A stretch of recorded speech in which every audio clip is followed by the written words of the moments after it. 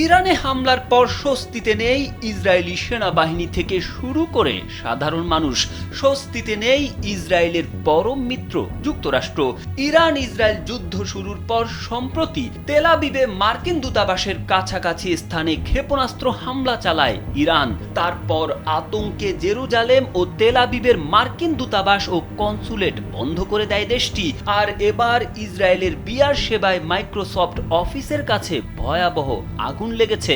দেশটির জরুরি পরিষেবা সংস্থা ম্যাগন ডেভিড অ্যাডম এ ঘটনার একটি ভিডিও প্রকাশ করেছে। তাতে দেখা যায় শহরের একটি রাস্তায় বেশ কয়েকটি স্থানে আগুন জ্বলছে। এর পাশেই টেক পার্ক এবং মাইক্রোসফট অফিস অবস্থিত। আর এটা ওইটা না, কাপড় ধোয়ার একটাই সলিউশন, চাকা অল ইন ওয়ান।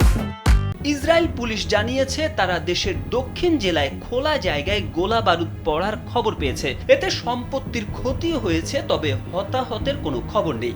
অন্যদিকে বৃহস্পতিবার ইরানের হামলায় বিয়ার সেবায় একটি প্রধান হাসপাতাল সোরোকা মেডিকেল সেন্টার ক্ষতিগ্রস্ত হয়। ইসরায়েলের নেগেভ মরুভূমিতে বিয়ার সেবা অবস্থিত। এখানে ইসরায়েলের নেভাটি বিমান ঘাঁটি অবস্থিত। এছাড়া অন্যান্য সামরিক সরঞ্জাম গচ্ছিত রাখায় অঞ্চলটির কৌশলগত গুরুত্ব রয়েছে।